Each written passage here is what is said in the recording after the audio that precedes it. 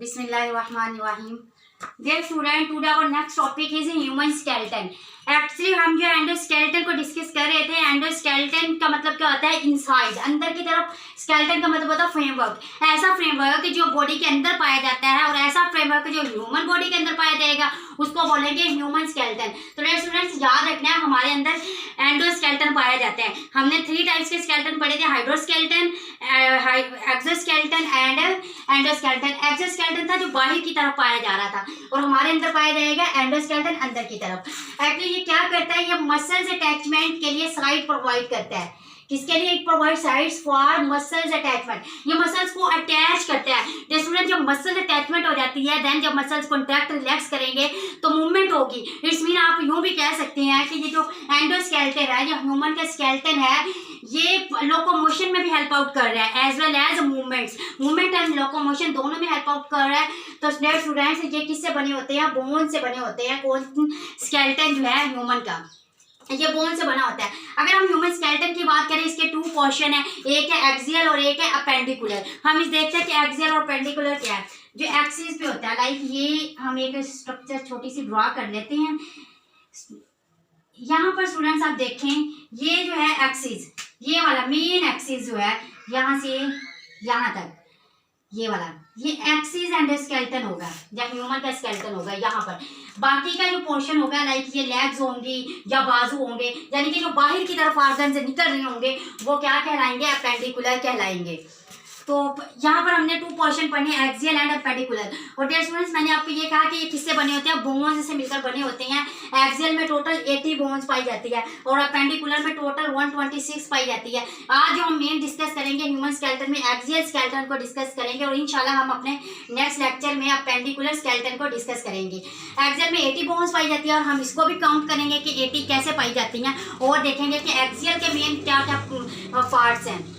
अगर हम एक्सियल की बात करें तो आपने कीवर्ड्स याद रखने हैं। Service, SRVS। एस का मतलब यहाँ पर क्या है? स्कल। आर का मतलब है रिब्स। वी का मतलब है वर्टिब्रल कॉलम, और एस का मतलब है स्टर्नम। तो डियर स्टूडेंट्स, इसके ये 4 मेन पार्ट्स हैं किसके? एक्सियल के।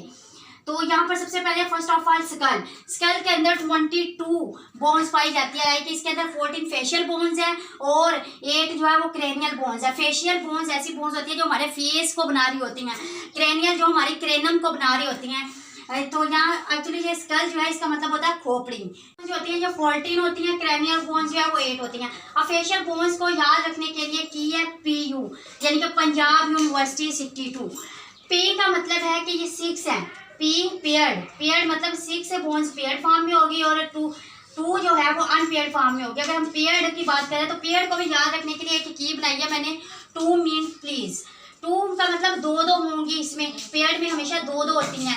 M का मतलब है यहाँ पर मैक्सिला, और I का मतलब है इंफीरियर कोंका, N का मतलब है नेजल। तो ये नेजल में है, NASAL नेजल। अगर हम P की बात करें, P का मतलब है प्लेटिन, और ये वाला जो P है प्लेटिन। L का मतलब है लैक्रिमल, और Z का मतलब है जाइगोमेटिक। तो डियर स्टूडेंट्स, इस तरह आपने ये याद रखनी है कि फेशियल बोन्स में 6 पेयर्ड बोन्स है, और ये कीवर्ड है, आपने इस तरह से इनको याद करना है। 1 बाय 1 इनके नेम्स आपको आने चाहिए। अगर हम नेक्स्ट अनपेयर्ड की बात करें, अनपेयर्ड होती है 2, एक वूमर और एक मैंडिबल। मैंडिबल इसको आप याद रखना VM से, VM से क्या है? वूमर और मैंडिबल। मैंडिबल जो होते हैं ये नीचे वाले जबड़े में पाई जा रही होती है।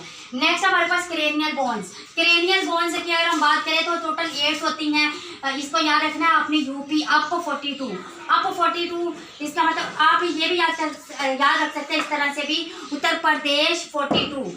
तो और अप 42 के हिसाब से भी याद कर सकते हैं। और क्रेनियल में भी क्या होंगी? अनपेयर्ड और पेयर्ड का ही चक्कर है। अनपेयर्ड 4 होगी, पेयर्ड होंगी 2। अब देखते हैं अनपेयर्ड को याद रखने के लिए भी की है सूफी का। S का मतलब है सिफिनॉइड, O का मतलब है ओसिपिटल, F का मतलब है फ्रंटल, E का मतलब है इथमॉइड। डियर स्टूडेंट्स, ये क्या थी? अनपेयर्ड है क्रेनियल बोन। अगर हम पेयर्ड की बात करें तो इसके अंदर पेयर्ड है 2 PT, पेरेंट टीचर मीटिंग कह सकते हैं आप, यूँ करें PT, ठीक है। यहाँ पर क्या है? पारिटल टेम्पोरल, एक है पारिटल और एक है टेम्पोरल। तो आप स्टूडेंट्स यहाँ पर आपने याद रखना है कि ये पारिटल और टेम्पोरल कहाँ पे पाई जाती है। ये वाला अगर हिस्सा देखा जाए ना, ये वाला, ये हमारा पारिटल हिस्सा होता है, और टेम्पोरल जो होती है इधर पाई जा रही होती है। ये पेड़ में होती है, एक इधर है और एक इधर है, ये टेम्पोरल है। ये यहाँ पर हमारे जो बोन्स होती है वो फ्रंटल होती है, और जहाँ पीछे जो होती है वो ऑसिपिटल बोन्स होती है। तो डियर स्टूडेंट्स, ये थे हमारे पास स्कल के अंदर के किस तरह बोन्स होती हैं। तो यहाँ पर हमारा ये एक पोर्शन कंप्लीट हुआ है, एस वाला यानी कि स्कल। नेक्स्ट है रिब्स। रिब्स होती हैं जो पसलियाँ जो होती हैं उसे कहते हैं। रिब्स की अगर हम बात करें तो रिब्स क्या करती हैं, प्रोटेक्शन प्रोवाइड करती है। डियर स्टूडेंट्स, किससे प्रोटेक्शन प्रोवाइड करती है? एक्चुअली ये रिब है ना, ये रिब केज बनाती है। क्या बनाती है? रिब केज, एक पिंजरा सा बनाती है जिसके अंदर क्या करती है, ये वाइटल ऑर्गन्स की प्रोटेक्शन करती है। वाइटल ऑर्गन कौन कौन से हो सकते हैं? जो इंपॉर्टेंट ऑर्गन्स होते हैं वो हार्ट है, लंग्स है, लीवर एंड स्टोमक। बेसिकली ये स्पेसिफिक जो होती है वो हार्ट और लंग्स की प्रोटेक्शन के लिए होती है यहाँ पर। तो डियर स्टूडेंट्स, ये टोटल कितने होते हैं? 12 पेयर्स होंगे रिब्स के। ये आपने एमसीक्यूज के हवाले से भी याद रखना है, ये बहुत इंपॉर्टेंट टॉपिक्स है। इसमें एमसीक्यूज भी आते हैं, एमडी कैट के हवाले से भी काफ़ी इसमें आ रहे होते हैं, और ये शॉर्ट क्वेश्चन लॉन्ग क्वेश्चन के अकॉर्डिंग भी इंपॉर्टेंट है। डियर स्टूडेंट्स, अब यहाँ पर हमने याद रखना है कि इसके अंदर 12 पेयर्स ऑफ रिब्स होती है, मतलब टोटल 24 रिब्स होती हैं। तो 7 जो पेयर्स होंगी वो अलग अलग होंगी, 7 पेयर्स, इधर से 3 पेयर्स और 2 पेयर्स अलग होंगी। देखते हैं किस तरह। स्टूडेंट, ये जो 7 पेयर्स ऑफ रिब्स होते हैं, एक्चुअली ये जो होते हैं ये डायरेक्टली अटैच्ड होते हैं स्टर्नम से, तो इसलिए हम इसे बोलेंगे ट्रू रिब्स। क्यों बोलेंगे? क्योंकि ये डायरेक्टली अटैच्ड है स्टर्नम से। और अगर हम 3 पेयर्स ऑफ रिब्स की बात करें तो डियर स्टूडेंट्स, ये विया कोस्टल आर्क के थ्रू ये स्टर्नम से अटैच होती है, इसलिए इसे बोलते हैं फॉल्स रिब्स। और अगर हम लास्ट वाले 2 पेयर्स की देखें, जो लास्ट वाली 2 पेयर्स होती हैं ये जो होते हैं किसी से अटैच नहीं होते, यानी कि स्टर्नम के साथ ये अटैच्ड नहीं होते, इसलिए इन्हें बोलेंगे फ्लैटिंग रिब्स। तो डियर स्टूडेंट्स, ये हमारे पास थे रिब्स का, आपके पसलियाँ जो होती है वो किस तरह कितनी हैं। तो नेक्स्ट हमारे पास वर्टेब्रल कॉलम। अगर हम वर्टेब्रल कॉलम की बात करें तो ये आपने इस तरह याद रखना है, CTLP, ये CTLP। और पहले हम देख लें वर्टेब्रल कॉलम का। अगर हम फंक्शन की बात करें, वर्टेब्रल कॉलम हमारे पीछे वाला जो कॉलम होता है उसे बोला जाता है, यूँ कह लें कि जैसे रीढ़ की हड्डी जो होती है वो वर्टेब्रल कॉलम में काउंट होती है।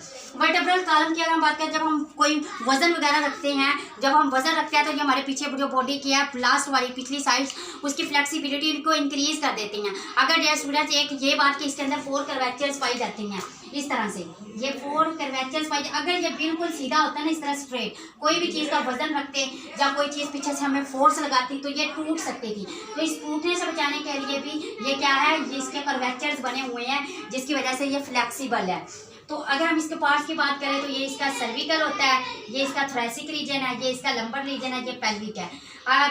सर्विकल की तरफ हम चलते हैं। सर्विकल की अगर हम बात करें डियर स्टूडेंट, सर्विकल जो होता है हमारा ये वाला पार्ट होता है, ये वाला, तो जिसे हम कहते हैं नेक रीजन होता है, उस साइड पे होता है, यहाँ से ये सर्विकल रीजन है। और थोरेसिक की अगर हम बात करें, जैसे हमारे यहाँ पे थोरेसिक है तो थोरेसिक के बिल्कुल पीछे यहाँ पर ये थोरेसिक रीजन होता है। लंबर रीजन की बात करें तो ये पिछली हमारी जो बैकबोन है बिल्कुल, तो वो क्या कहलाएगी, लंबर कहलाएगी। अगर हम पेल्विक की बात करें, पेल्विक हिप रीजन को कहते हैं। तो यहाँ पर जो सर्विकल है, सर्विकल पहले हम वर्टिब्रल कॉलम में स्टूडेंट याद रखते हैं, टोटल 33 वर्टिब्राई होती है, छोटी छोटी हड्डियाँ होती है। सर्विकल में जो मेन वर्टिब्राई होती है वो होती है अटलस और एक्सिस। एक्चुअली अटलस और जो एक्सिस है, इसका फंक्शन किस तरह की मूवमेंट में है, इसका फंक्शन जो होता है वो इस तरह की मूवमेंट में होता है, लाइक जैसे कि मैं इस तरह मूव कर रही हूँ, इस तरह से, ये इस तरह की, ये जो मैं मूवमेंट कर रही हूँ ये मैं किस वजह से कर रही हूँ, ये मैं अटलस और एक्सिस जो वर्टिब्राई है उसकी वजह से कर रही हूँ। और इनके दरमियान में एक ज्वाइंट्स होता है, उसको बोलते हैं पिवट ज्वाइंट।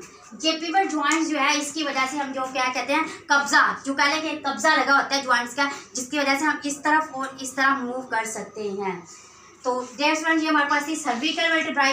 नेक्स्ट है थोरेसिक वर्टिब्राई। थोरेसिक वर्टिब्राई की अगर हम बात करें तो थोरेसिक वर्टिब्राई कहाँ पे होती है, मैंने आपको बताया कि जैसे कि हमारा थोरेसिक रीजन है इसके बिल्कुल पीछे होती है। तो आपने ये याद रखना है कि टोटल जैसे ये 33 है तो ये कितनी है। तो यहाँ पर अगर हम आपने याद रखना है डियर स्टूडेंट 7 और ये छोड़ के आपने यहाँ पर रखना है 5। अब ये 7 और 5 टोटल कितनी हो गई, 12 हो गई। और ये जो होती है पेल्विक, ये होती है 9, ये आपने याद रखना है। तो डियर स्टूडेंट, इस तरह ये कितनी बन जाएगी, टोटल 33 बन जाएगी वर्टिब्रल कॉलम में। नेक्स्ट अगर हम बात करें स्टर्नम की, तो स्टर्नम के अंदर डियर स्टूडेंट्स ओनली 1 होती है। स्टर्नम जो होती है ये सीने की हड्डी को कहते हैं, यहाँ पर होती है, ठीक है, यहाँ पर ये हमारा स्टर्नम है। और ये हमारा क्या था, ह्यूमन का एक्सियल स्केलेटन था। तो डियर स्टूडेंट, ये टोटल इस तरह ये कितनी होगी, 80 होंगी। कैसे ये 80 होंगी, ये देखिए 22 इधर है, 22 प्लस 24 रिब्स होती हैं, मतलब 12 24 हो गए, 33 ये हो गई हैं, ठीक है, +1 ये हो गया। अगर आप इसको काउंट करें तो डियर स्टूडेंट ये टोटल 80 बनेगी। कैसे? ये 4 और 4 8 और ये 10 हो गई, ठीक है। और एक इधर हम हाथी लगा लेते हैं, तो ये देखें 4 6 7 और ये 8 80। तो इस तरह डियर स्टूडेंट ये टोटल 80 होती हैं।